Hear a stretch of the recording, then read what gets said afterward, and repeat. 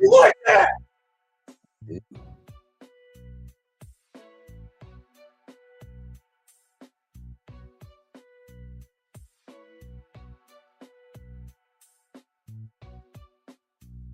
Good morning, everybody.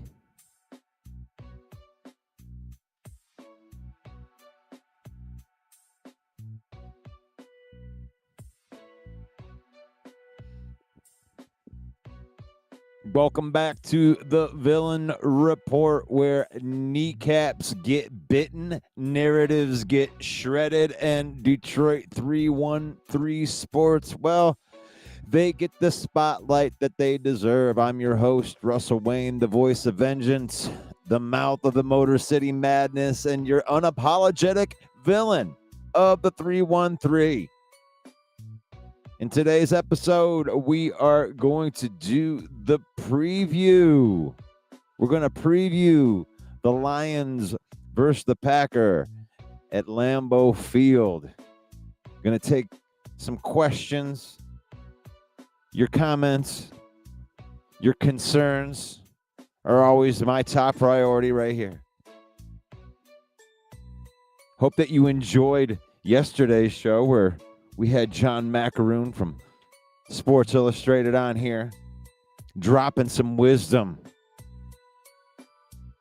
We appreciate you, John. If you want to connect with the villain, you can do so by going to our YouTube page. And I heard that my link works, so here it is. Here is the link to the YouTube page. We're trying to get to 1,000. I've been building that one up for a minute right there. But connect with us on YouTube. Connect with us on the Facebook page where we have over 77,000. We have finally crossed that threshold. That made me feel pretty good. And this episode is brought to you by Fanatics. If you're rocking with the 313 and you bleed Honolulu blue, then you need to gear up like the real one over at Fanatics, our official merch partner. I'm talking official Detroit Lions jerseys, blackout hoodies, throwback Tigers gear, WWE gear, Red Wings drip so icy it should come with a Zamboni. So here's what you do.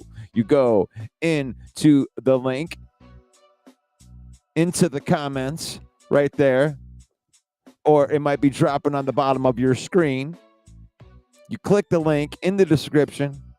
Use the special link. Save up to 25% off your order. Every link, every click supports the channel, the page, and lets the world know Detroit fans do it bigger, better. Villain Squad don't do knockoffs.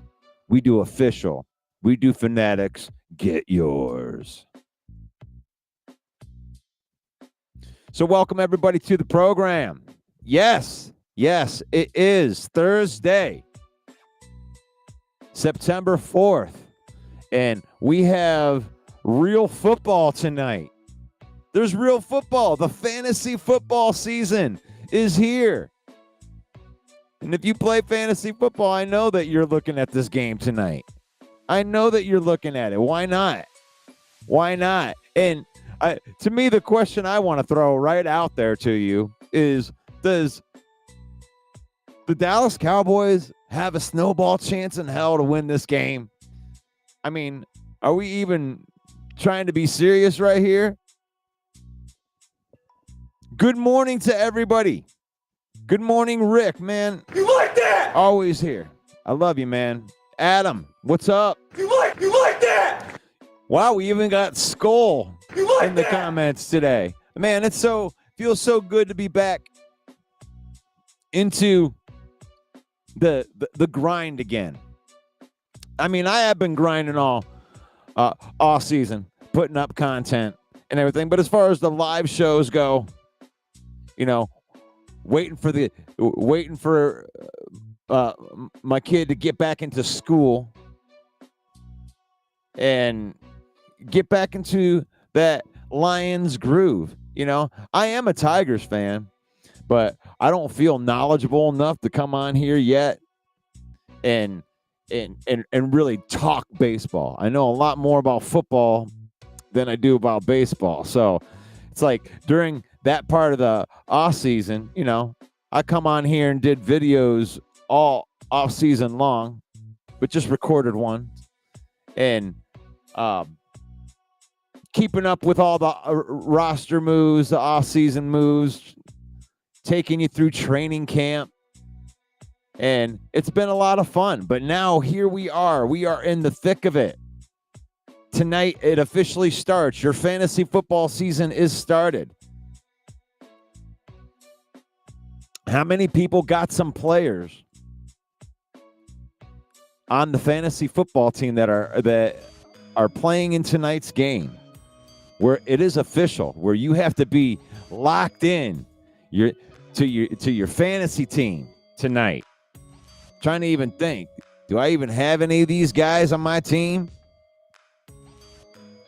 Jason MC's already got his Vikings picks in.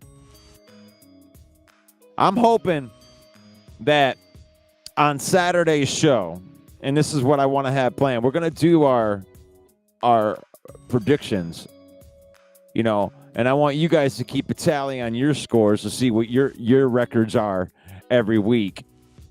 I'm picking all these games, but I pick the games versus the spread every year. And I dig picking against the spread because Vegas has got that stuff down. But we're going to do that on Saturday. And I'm hoping to get Johnny Gaz involved in that special show every week where we're going to pick all of these games versus the spread and see if we can't help people. If you're out there trying to, pick your games, if you're on FanDuel or one of these sites and you're picking the games, and we're going to pick the games too. Why not? Why not? Good morning, Tyler. You like that? It's good to see you. It's good to see you. So I wanted to do a preview of this game that's coming up. Lions versus Packers. The frozen tundra of Lambeau Field. But it won't be that frozen. It's going to be a nice day out there. The elements thing isn't going to help them out this year. Packers head coach Matt LaFleur. He's been coaching for 17 seasons. 7th season as the Packers head coach. He's the one that calls all of the plays. You got offensive coordinator Adam Stenovich. He's been coaching for 9 years. This is his 4th season as the Packers offensive coordinator. It's a West Coast kind of offense right here, wide zone. Early down play action, pre-snap motion, bunch formations, spread the ball around, vertical attack, explosiveness, screens, chip blocks.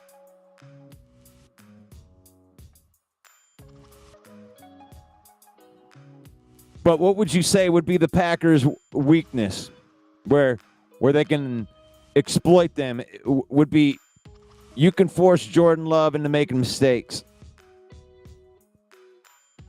The decision-making of Jordan Love is probably the biggest question mark. I know that they just signed Micah Parsons, but he doesn't play on offense. So they got to figure it out. Last season, Jordan Love, multiple injuries led him to really, they leaned on Josh Jacobs last year. Now, Jordan Love is 100% healthy, right? No, he's got a little thumb thing going on, but for the most part, he's healthy. So, yeah, are they going to be able to get that going with the offense? That's the big question. And then on the defensive side of the ball, they got second season as the DC Jeff Hafley. He changed their defensive scheme from a 3-4 to a 4-3. They call it a 4-2-1 base. I'm reading off of Pride of Detroit's article they have on this. A 4-2-1 base, gapping front, mainly zone pre-snap, 2-shell disguise, right? Okay. Live sub packages, lots of safeties in the secondary. So they got the one main safety, Xavier McKinney. One high safety. They like to bring their safeties down to the line of scrimmage and match up. But I think that's where the Lions are going to be able to get them. Right there. You got Micah Parsons. You got Rashawn Gary. So you got very, very good pass rush. There's a question mark in the middle of that defense. I think the Lions are going to be able to attack them in the running game.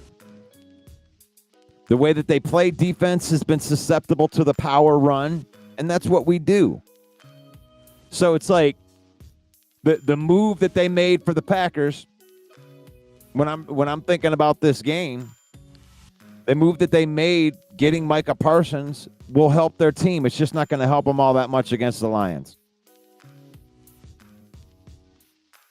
I can look at the Micah Parsons versus Penei Sewell or Micah Parsons versus Taylor Decker, and I like where we're at with that. They've been able to handle Micah Parsons in the past, and you can run at him. I think the Lions are overmatch the Green Bay Packers in this game. I don't think the game's going to be close. I think much has been said about, the Lions with their new coordinators and everything like that. And I think when it comes down to it, we have the players. Offensively, the skill positions, you have these guys that have been together, well-oiled machine. Most of them have been together for 4 years. So you can't teach the chemistry that they have. And gosh, it must be nice when I think they're going to prove this fact right here, that the offensive coordinator loves his job when you have the players that make your plays work. You look like a genius when you can call a play and it works, and the players make it work. And when you have an offensive line like the Lions have had this offensive line, the plays that you call work because they make the plays work. All of a sudden, a halfback dive becomes, a powerful weapon here. So when I look at this game, I don't think that the Packers are going to match up well against the Lions on offense or defense. Starting offensively, I think Penei Sewell and Tate Ratledge are going to wreck shop. Oh, but he's just a rookie. But he's in there. He's athletically gifted. He's been working with Hank Fraley.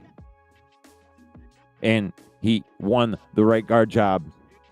And I think he's going to step right in. And he's going to be moving people right off the bat. They're going to be able to get that run game going with Jahmyr Gibbs and David Montgomery. They're going to be able to move people off the line of scrimmage.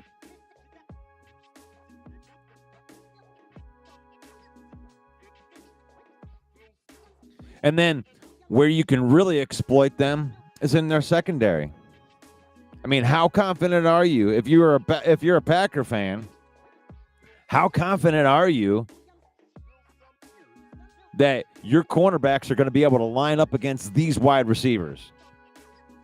You're lying to yourself if you think Bo Melton, the ex-wide receiver, is going to be able to D up on Jameson Williams or Amon-Ra St. Brown. You're crazy. You're crazy. The Lions have a definite advantage right there. Skill positions. They should be able to exploit that all day long. Now, the question is can Micah Parsons get there fast enough, right? That's what you want. You want to cover up some of that secondary? Well, you go out and get a pass rusher. Try to get to the quarterback faster.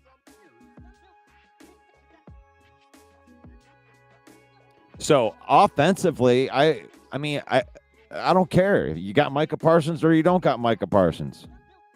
He's just a player. And a player that you paid way too much money for. And he isn't even you paid him more money than any other player at his position. He's not even close to the best at that position. So go ahead. Line him up. I ain't scared of Micah Parsons. I don't know. What do you think, Skull? Want to ask Skull what he thinks. Are the Minnesota Vikings, are you guys worried about Micah Parsons wrecking your day? Honestly, I think he's coming to a division with some pretty good offensive linemen. I mean, is there a possibility that Green Bay bought some damaged goods? Like that call. You like that? I like that call, Jason MC. Thanks for answering that. Mark Orlando says the new highway, 69 and 58.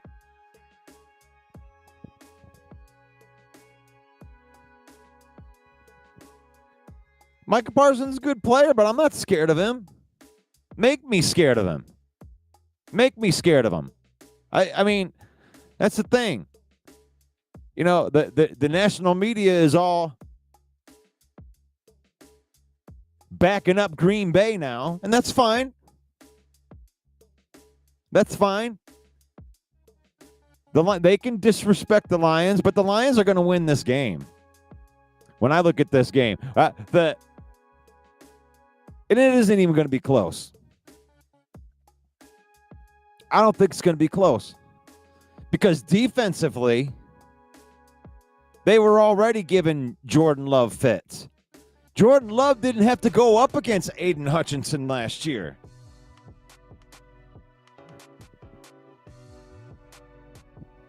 I mean, let that sink in. The Packers didn't have to go up against Derek Barnes either. Go ahead and sleep on Derek Barnes. Derek Barnes is going to be the second leader in sacks on the Detroit Lions in 2025. That's my hot take for the year. I think Derek Barnes is going to arrive, and then that $8 million a year contract that he just signed, you're going to go, wow, that's a bargain. Because you're going to have two sack machines. Why didn't they go get another pass rusher opposite? Well, for one, they believe in Davenport. And two, I think that they're attacking offenses a little bit differently under Kelvin Shepard. I think that you're going to be trying to crush that can, and the defense is going to be designed to get Aiden Hutchinson as open as he possibly can. The best opportunities for Hutch. You're using Tyleek and Davenport and Reeder, and Davenport will get spelled by Muhammad. Hutchinson doesn't come off the field. I mean, he plays over 90% of the snaps. So when you're talking about defensive line and the depth at your end position, you're not taking Hutchinson off that side. So you're really just talking about two guys on the other side. Maybe that's why they only did keep three of the main ones. But those guys are going to try to eat up people. And I think they're going to attack with the linebackers. And they're going to attack with Aiden Hutchinson. Their style of defense is going to give Aiden Hutchinson an opportunity to have 20-plus sacks this year. Am I out of my mind with that? Aiden Hutchinson. That's another hot take. Aiden Hutchinson will have 20-plus sacks this year.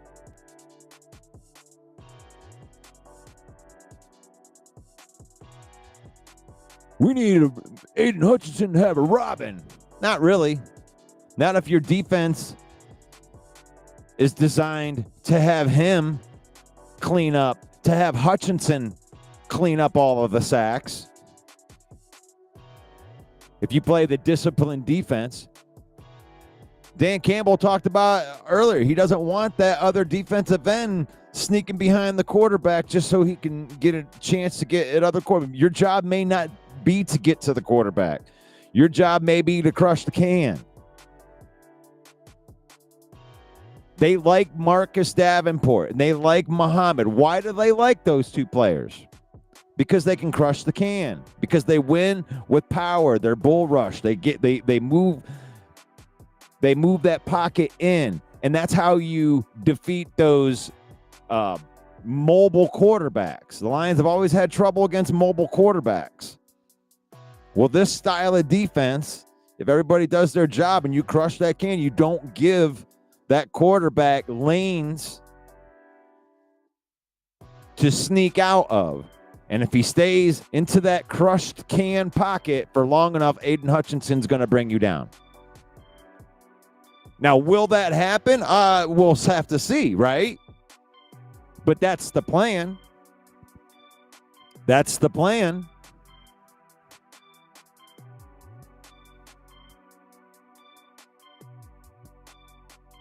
Mark Orlando said Barnes is going to look more like he did at Purdue. You are spot on, my friend. And that was the vision that they had with him 2 years ago when he had his, somewhat, I would call it a mild breakout last 8 games of the season. And then 2022, and then he got, or 2023, and then in the beginning of last year, he got injured. So there's a lot of people sleeping on Derek Barnes. Some people may have forgotten about Derek Barnes. The villain didn't forget about Derek Barnes. The 313 villain understands who Derek Barnes was becoming.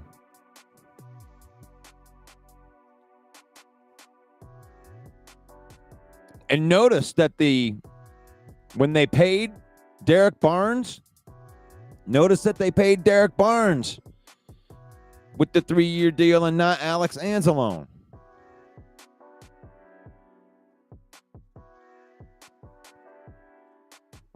So I think by the end of this season, you're going to be looking, and we can come back to this too. It's September 4th, 2025. Villain says this: Detroit Lion fans are going to love this Derek Barnes $8 million a year contract by the end of this season. Mark my words. You can mark it down. What do you think about that take? Let me know what you think. What's up, Charles? You like that? The Muskegon posse is in the house. I love it. I love it. Feel like I'm fully back into swing.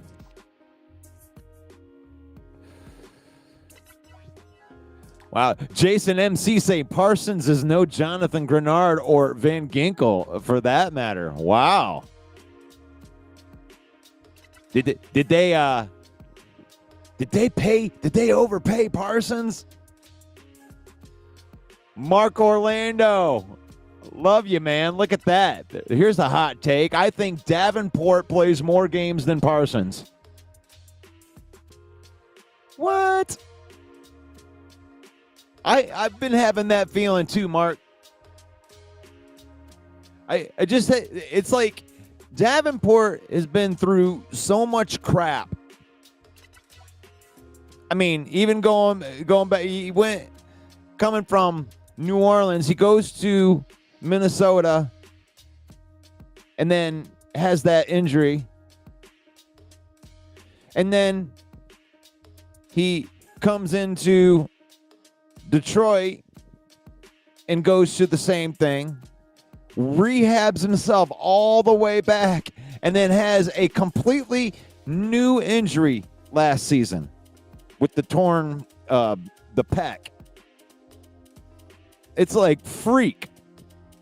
two freak accident injuries. And it's like, you could say Marcus Davenport is injury prone, but he hasn't had that injury. When I think of injury prone, I think of somebody that has an injury and then they can't get over that injury and it keeps happening over and over again. So the difference between that is he's been recovered from the injury that kept him out in the earlier parts of his career with the leg injury. And this new injury was the pec. So, I mean, maybe it's just his body, but I just have this feeling that he's going to play a lot of games this year. You know, he seems to have that makeup of working. You can tell he's frustrated that people have given up on him.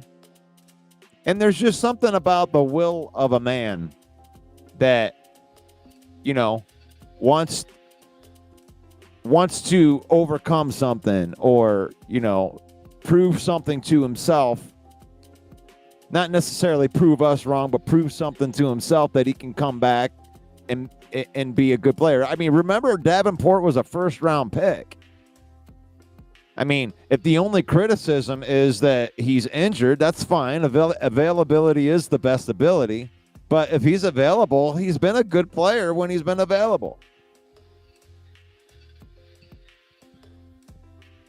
And, you know, if he plays in 17 games, just based off of his numbers, he gets a sack about every 2.5 games.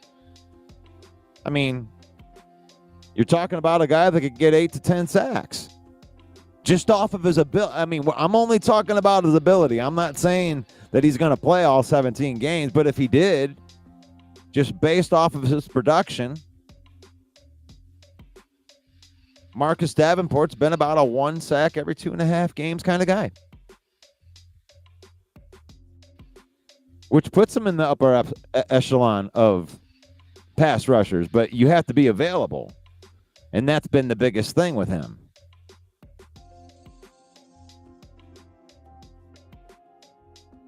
Oh, there you go. Bold prediction. Barnes has more sacks this season than Micah. I mean, I don't know about that. I do believe that Barnes will be second on this team. Because I think Hutchinson's going to be ridiculous. I don't even know that if Barnes would get to 10. But if Barnes could be second on the team and have, 7-8 sacks, and then have a couple of the defensive linemen, have Reed have 3, Talik have 4, I think that's more what we're doing. We want to feed Hutchinson with this defense. And I think that's going to be evident when you watch Kelvin Shepard's new D.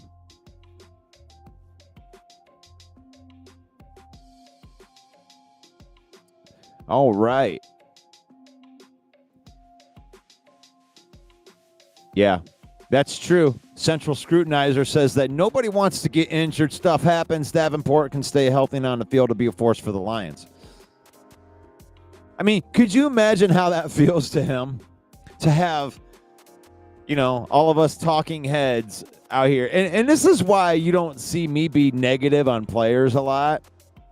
Like, you're probably not, it's hard because when I see people say this player sucks or that player sucks and, and making fun of players. Now, I have a hard time doing that because it's hard. This is hard. Like, we could never, I could never make an NFL roster. I was never they're amazing athletes and not just the ones that not just the ones that get paid. I mean, I'm talking every player in the NFL, every 53-man roster from top to bottom are awesome at football. And you can even extend that into the 16 guys past that.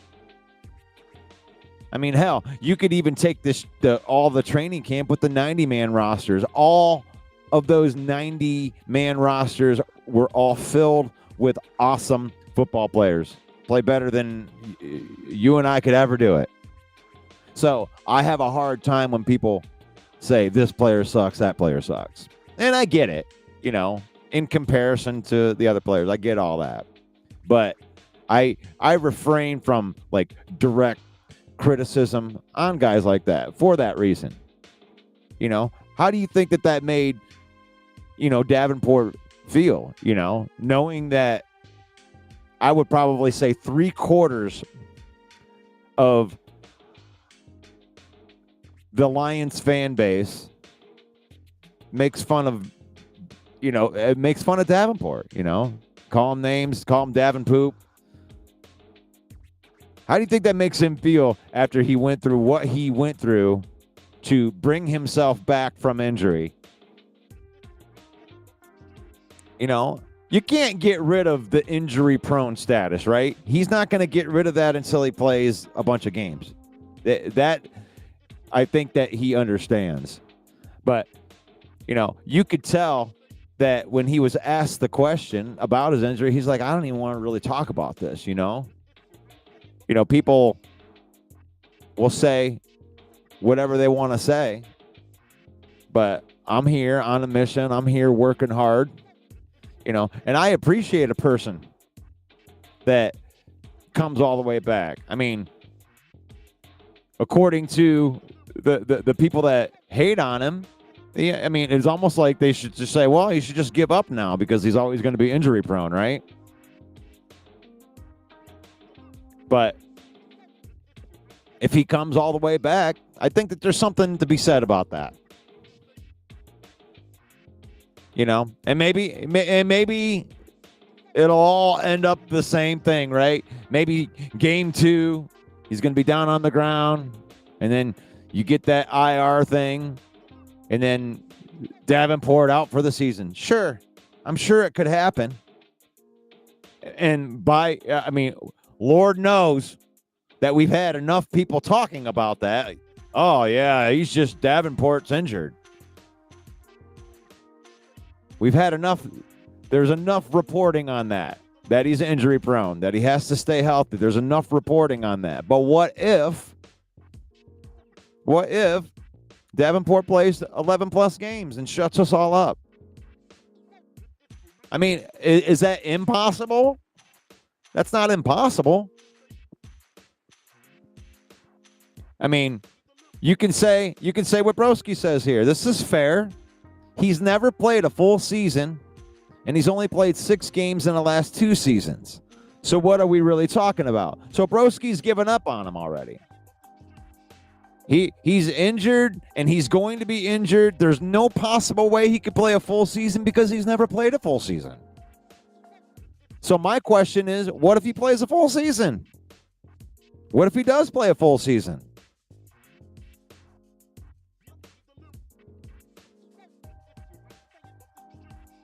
I mean, he made it through training camp. I mean, hell.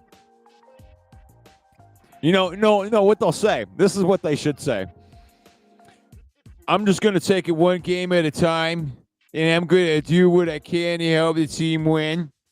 And I'll keep practicing hard. Okay? Oh, yeah. What if Davenport wins Comeback Player of the Year? Could you imagine that? No, you can't do that. He'll get overshadowed by Hutch. You can't do that because Hutch would get that. Oh, yeah. Give him Comeback Player of the Year, and then Hutch could get Defensive Player of the Year.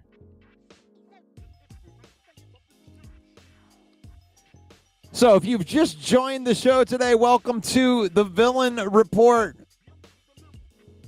We kind of got off on a Davenport, but we're doing the Week 1 preview right here. Lions against the Green Bay Packers. Talking about the matchup. I think the Lions are going to go into Lambeau Field and take care of business. I think it isn't even going to be close. I don't think they match up well. Tell me I'm wrong.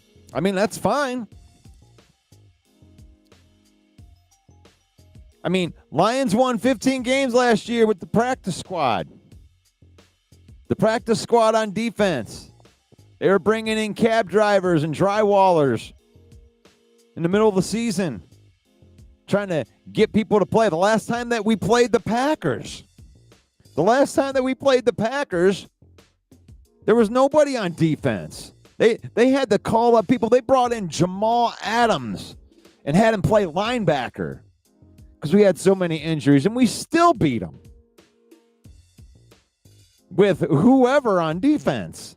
Let's get him ready to play this week. All right, coach. You like that? We're going to go in there and try real hard. And somehow they found a way to win that game on Thanksgiving. That's crazy to me. And if you're a Packer fan with any kind of confidence, I mean, I don't care. Line up Micah Parsons. I don't care. Good teams have good players. And if you want to win a Super Bowl, you got to beat good teams and good players. Bring on Micah Parsons. We whooped you with our practice squad. We're going to add Aiden Hutchinson, Derek Barnes, and DJ Reed. You don't think that would make a difference?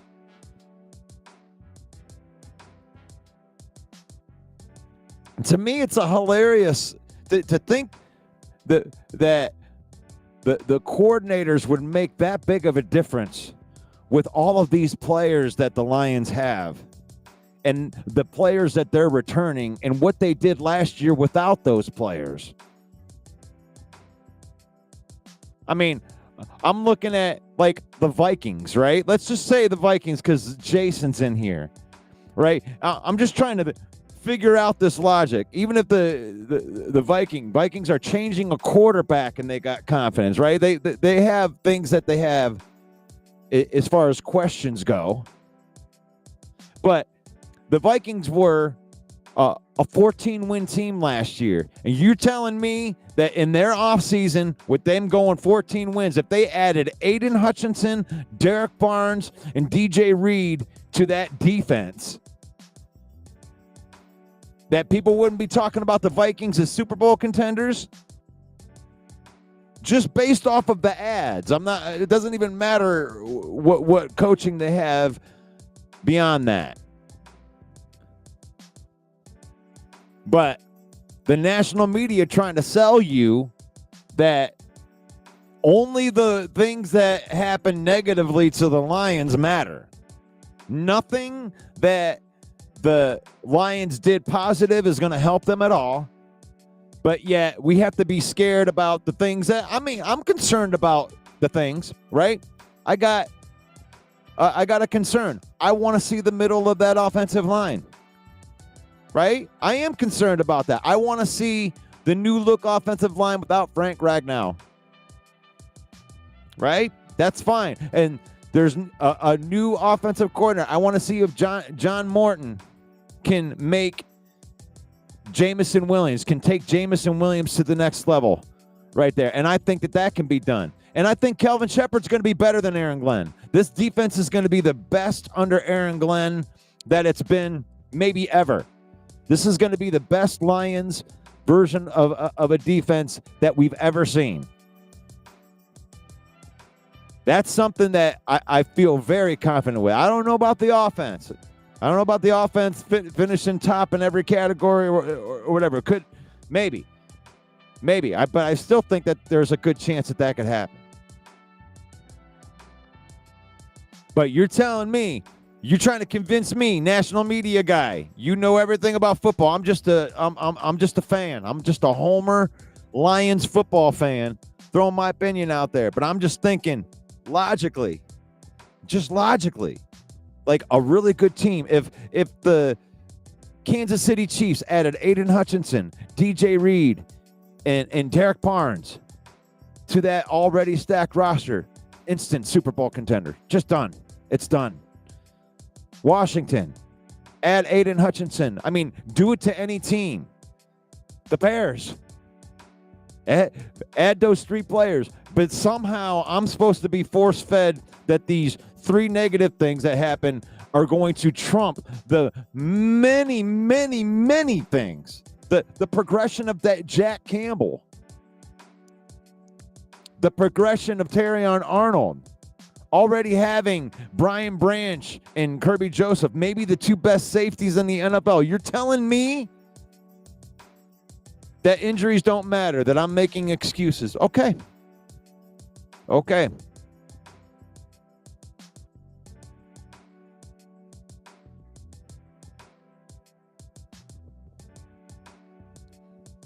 So I think that the Lions are going to go up the Lambeau Field. They're going to back a dump truck up, beep, beep, beep, and just dump a big pile of steamy lion crap right all over Lambeau Field, and they're going to win 41-14.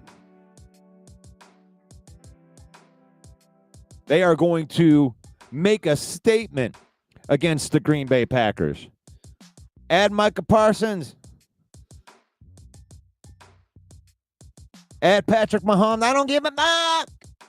I don't care.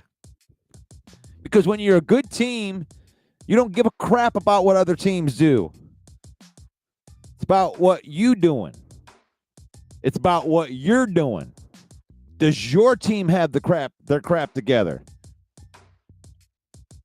And then every once in a while, you get into that good fight. And we have a Lions team that loves that fight. You want to punch me in the mouth? That's okay. I like that. You like that? Hit me again. Hit me again. You like that? Thank you, sir. May I have another? You may be able to beat the Lions in a game, but you're not going to break the will of this team. That's what's been built here. I don't care what anybody else thinks. They could lose the game on Sunday. I'm not saying that they wouldn't lose the game. I just don't think that Green Bay matches up well against the Lions. It's okay.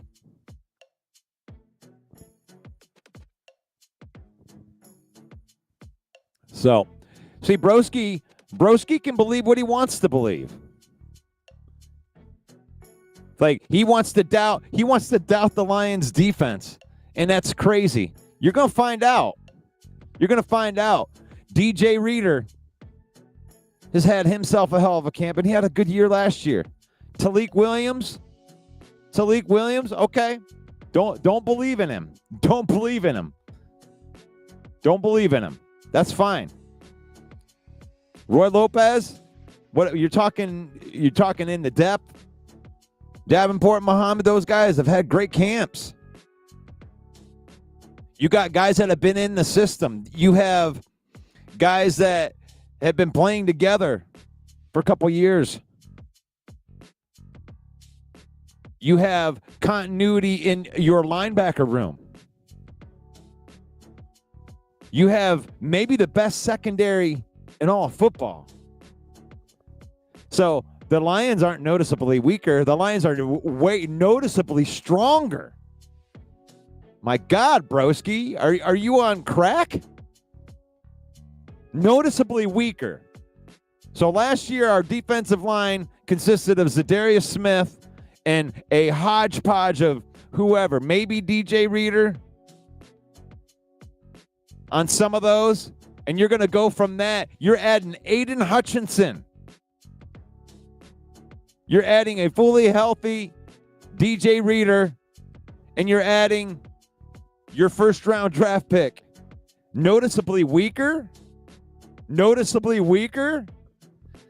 Man, some people just got to learn football and watch more than their own team.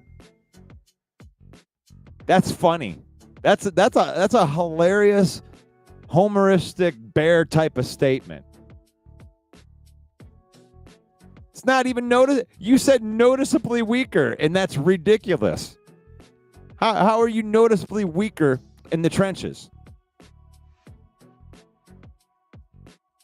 You're talking about some people weaker in the trenches. You said noticeably weaker in the trenches. Did I said that, Rick? You're missing Ragnow and Zeitler on the O line. You know what? I brought this point up yesterday with the Zeitler. You know, whoever's played next to Sewell has had a career year. Glasgow had a career year playing next to Sewell. The next year after that, they brought in Zeitler, moved Glasgow on the other side. He had a career year next to Sewell. And Tate Ratledge is more athletic than Glasgow. He's more athletic than Zeitler. Tate Ratledge is going to be an upgrade sitting next to Sewell right there. So there's an upgrade. And then on the other side, Glasgow didn't play very well. And Mahogany is going in to replace that. You don't have to really play that well at the left guard position for the Lions to be an upgrade there, because the floor was set last year and it wasn't very high with Glasgow. Mahogany can lift that up. Now, Glasgow replacing Ragnow, well, there's where the downgrade is. Nobody can replace Ragnow, but I think that you can upgrade the overall 1, 2, 3 spots by them all playing together. And that's what the plan is. And I think that you can, I don't think it's going to be a better offensive line, but I think that they can maintain just as good.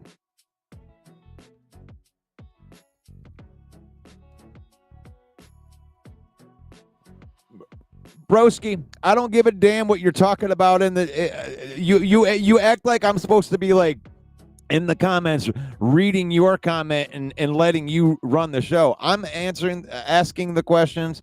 I'm making the points. You don't have to tell me what I misstood. I responded to one of your comments, and you said that we were noticeably weaker, and I'm calling you a moron for saying that we're noticeably weaker when we're noticeably stronger. We're adding a defensive player of the year type of player to the Lions defensive line, and we added resources and got younger on the offensive line. And I think that we're at least where we were. We made necessary, and we have Hank Fraley as one of the best offensive line coaches in the NFL. He's been developing players that have all played well. Even our depth pieces, Awasika, even makes a good player out of Dan Skipper. So I'm just disagreeing with you.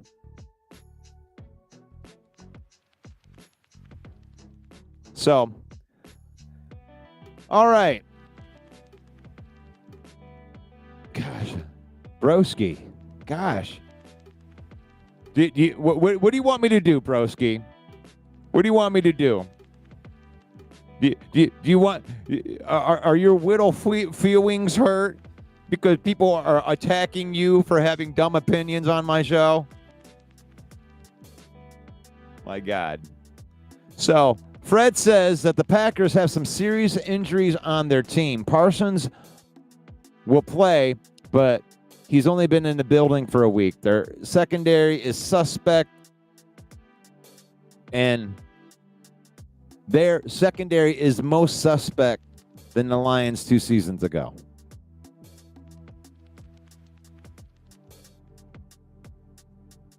Packers are definitely not 100% going into this game. That's not scary. Has Love ever taken a snap under center with his bad hand yet? I'm sure that he's been practicing with it, hasn't he?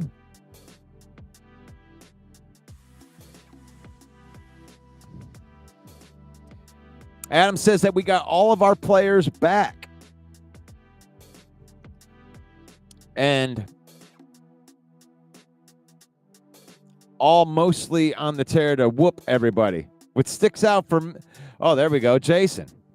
What sticks out for me for the Lions is they will miss their center. Detroit defense looks strong as last year. Detroit's defense didn't look strong last year. I don't agree with that. I mean, we're going to miss the center, but we did an offensive line shuffle. I mean, don't be surprised when it works. Don't be surprised when it works. Don't be surprised that Hank Fraley understands. You put Graham Glasgow in the center. He's a very smart player. He understands the calls. He understands the checks. He's got a couple bodyguards. Sitting right next to him. Tate Ratledge and Mahogany are some dirtbags that are there. This is a physically dominating looking line that the Lions have got here. And if this thing works, then you've gotten the youth movement going in there. So, yeah, if we only want to focus on the things that happen to the Lions that are negative, that's fine. That's fine. Everything that is possibly negative, like, the Ragnow retiring, the coordinators, all that stuff is going to work against us according to the pundits. But the thing I ask you is, what if I'm right? The offense can take a small step back if the defense can take the step that it needs to. You just have to have a balance between your offense and defense, because it isn't all about just being the best offense, best defense. It's about winning the games that you're in. And sometimes you have to win with really good defense. Sometimes you have to win with really good offense. And when you have one that's lacking, you have to expect more out of that. You could take pressure off of our offense by playing better defense. I mean, you can argue that in the playoff game last year, you're giving up 42 points. You put your offense into a bad position that makes it so you can make mistakes. That's what happens when you put a quarterback's back up against the wall. That's what happens. You force them into mistakes. And we don't have to just use Jared Goff as the example of that happening. It happened in the Super Bowl. If you get out ahead of a team, you can force the other. It doesn't matter who the quarterback is. If you know that your offense has to keep up with the track meet, you're going to have to score 50 points. Sometimes you feel like you need to score 2 touchdowns on every drive, and that's impossible. That's what forces people into mistakes. You have to have a balance on your defense. And the Lions have that this year. They have balance on their defense. And I think that the offense is going to get carried by the skilled position players. Goff already releases the ball quicker than 90% of the quarterbacks in the NFL. He gets rid of the ball fast. That's the best way to protect your offensive line. That's why they have all those playmakers. Goff ain't trying to keep the ball in his hand. That's why I'm not worried about the offensive line.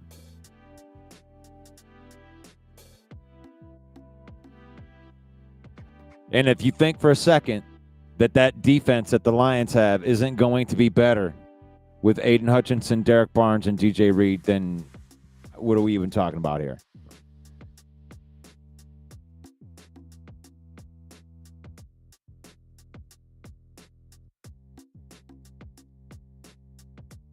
Yep, our only starter out is McNeil, and we've known that.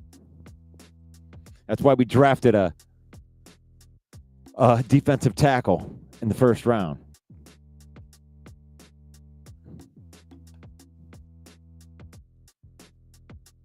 Ragnow's going to be missed. I get you guys. I get you. I'm trying to focus on the positive part of this. I think that the Lions have a great plan, and they exercised a great plan to move on from Ragnow. Glasgow's played center before. He was drafted as a center. He played center in Michigan. He was drafted as a center. He's not Frank Ragnow, but he's not, Glasgow's not some chump.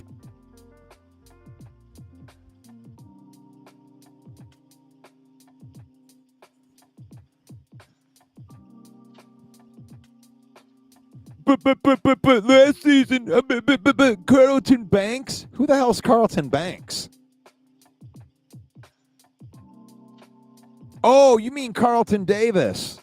Okay. Broski can't even type the stuff in right. Trying to tell me how smart he is. It's Carlton Davis. Carlton Davis. Oh, he was supposedly good, right? Yeah, he went off and signed a $21 million a year contract with the New England Patriots. Thanks. Yeah. And I love how you exaggerate. I mean, Reed is a 5'9" corner, but you want to call him 5'8", so he's even more. And you know what? The 5'8" corner, Amik Robertson's also a 5'8" corner. And guess who he put the locks on last year? Justin Jefferson. And Reed doesn't have to be a number one corner. We have Terrion Arnold. Try to keep up, broski. And before you type in, oh, he's getting ready right here. He's typing in something about pass interferences. Here it comes. Oh, Terrion Arnold. He's a PI machine. Let me school you right there before you even type it in there, broski. Terrion Arnold had 8 pass interferences in the first the first 10 games. And guess who got better at that? One penalty for the rest of the season after that. That's called rookie progression. And that's what happens. And when you go into this season, you guys are going to find out about Terrion Arnold. Could be number one corner. And DJ Reed is a proven cornerback. He's proven that he's overcame the height. I think he is an upgrade over Carlton Davis, but when I'm talking about having Carlton Davis, we didn't even have Carlton Davis last year in the playoffs. I'm just trying to make y'all correct when you come in here and you talk about our playoff loss last year with Chicago or with the Washington Commanders. I mean, you can bring that up. That's fine. But that player you're talking about, Carlton Davis, he wasn't playing in that game. Amik Robertson wasn't even playing in that game. He got injured on the second play of the game. Aiden Hutchinson wasn't playing in that game. Derek Barnes wasn't playing in that game. Aleem McNeil wasn't playing in that game. So what makes you think that the Lions won't be better?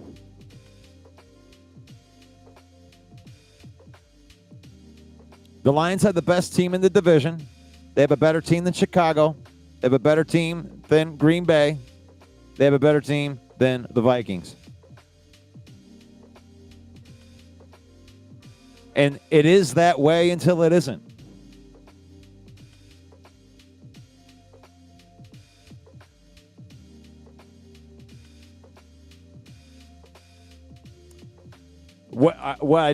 I didn't. Are you trying to justify your misspelling?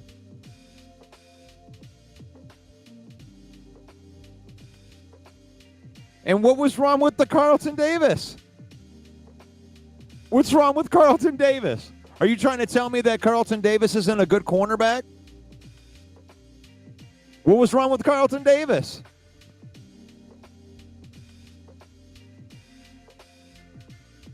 I like the Carlton Davis signing. Why wouldn't I like the Carlton Davis signing? He was a number one corner. He had a great year here. He had such a good year here that the New England Patriots paid him $21 million a year. Have you lost your mind? Have you lost your mind trying to call out the villain about consistency? Then you tried to call me out, you misspell somebody's word, and then you try to make it sound like I didn't get a joke. Carlton Banks? That's a joke? What is it? Who's Carlton Banks? Does anybody get the Carlton Banks joke, or do you think that Broski just made a misspelling and can't admit it? Davis was good. I like the Carlton Davis pickup. DJ Reed is on the same level. DJ Reed is like, I mean, when you look at his numbers, he had Sauce Gardner. He's been playing next to Sauce Gardner. And that was a good free agent signing. I think that, you know, when you're talking about comparable players between DJ Reed and Carlton Davis, I think they're in the same tier of cornerback. I think that Carlton Davis, I mean, he was the one, the biggest criticism on him was availability because he's been injured. He was another one of those Davenport kind of guys. So if I would give DJ Reed the advantage as far as just availability in his career, the play's been about the same. But no, broski, I'm just busting balls. I got to bust your balls. You're in here trying to bust everybody else's balls, and they're all at the same time. And I understand you getting 20 different conversations at the same time because when you throw nonsense out there, guys like Mark and Adam and Henry and the central scrutinizer, Rick, and they're all going to jump on you. And then sometimes I feel like you're not even arguing with me anymore. You're really just arguing with them and then blaming it on me. But no, Carlton Davis got that broken jaw. He wasn't available in that last game. I'm excited to see this Lions team with with the full strength. And I understand you're going to have injuries during the season, but last year was, I believe it was an anomaly how many injuries that they had, and they're not going to have that many injuries this year. It's already a lot better than it was last year. We have had some injuries, but it wasn't to our main impact players. So, yeah. Anthony says, I'm sick about hearing the coordinators being gone. It won't be the same, and they'll find out on Sunday. I think it's hilarious that it becomes a coordinator thing. So, because I want to break this down for you. I got one more thing that I'm going to give to you right here about the coordinators. The biggest thing I hear about the coordinators is that, 2 years ago, that the Philadelphia Eagles lost both of their coordinators, right? And then they ended up losing in the first round of the playoffs, right? That's what everyone wants to compare the Lions to. And that is bull crap to compare the Lions losing their coordinators to the Philadelphia Eagles losing their coordinators. And I'm going to tell you why. Are you ready? The Eagles started out that season with brand new coordinators. They started out the season 10-1. You can fact check me on this, by the way. The Eagles started that season. They lost both of their coordinators. They started out 10-1. Why did they not make the playoffs? Was it because they didn't have new coordinators? No, it wasn't. The 11th week of that season, when they were 10-1, they hired Matt Patricia as their play caller, and then went on a historic downward spiral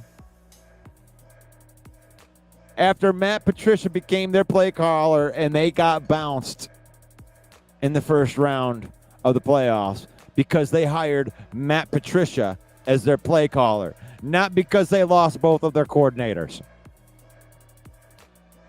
So miss me with that recent example of why it won't work out for the Lions. The Lions ain't going to do that. The Lions missed both their coordinators, but they upgraded their coordinator from the defensive side of the ball. You guys watch what happens. This is going to be the best defense that the Lions have put on the field in my lifetime. Mark my words. I believe that. Offensively, I don't know. Maybe you guys are right about some of the Frank Ragnow stuff. Maybe it takes a step back. But that defense, I have high expectations for that defense. Leaving you with that. But this has been, thank you, everybody, jumping on here, being part of the Week 1 preview right here, the Lions Villain Report. You can join me every morning, Monday through Saturday at 10 a.m., talking Lions football. And then we get occasional trolls in here, and I got to set them straight. They keep on whining in the comments. But this episode has been brought to you by Fanatics. That's right, Fanatics.com. If you're rocking with the 313, if you're bleeding Honolulu blue, then you need to gear up like the real one over at Fanatics, our official merch partner. I'm talking official Lions jerseys, blackout hoodies, throwback Tigers gear, WWE gear, Red Wings drip so icy it should come with a Zamboni. So here's what you do. You click that link in the description. You can save up to 25% off of your order. With every link, every click supports the channel, the page, and lets the world know Detroit fans do it bigger and better. Villain Squad don't do knockoffs. We do officials. We do Fanatics. Get yours.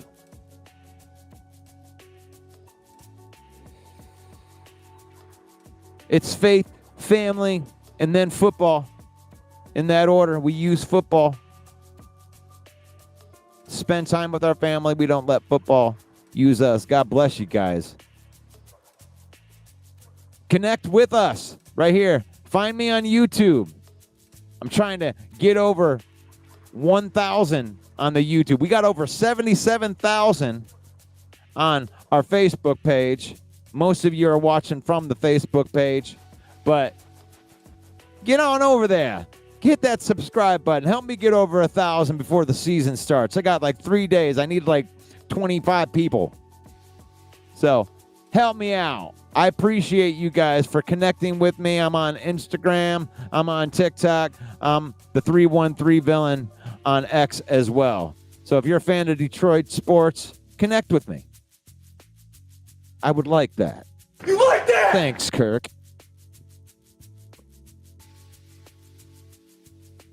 So thank you, everybody, for joining me today. I am the 313 Villain. I'm Russell Wayne. May the Lord bless you. May the Lord keep you. May the Lord shine his face upon you until we meet again. In Jesus' name, amen. God bless you guys. I'll see you tomorrow morning for the Lion Villain Report. Peace out.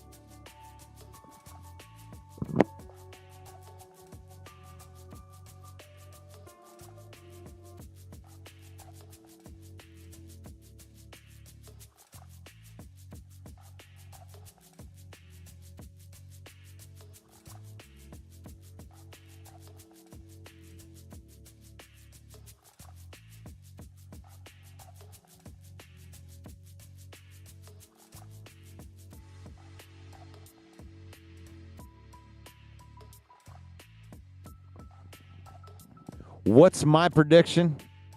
I just saw this one. I'm jumping back in here for you, Anthony. My prediction before I head off is Lions 41, Packers 14.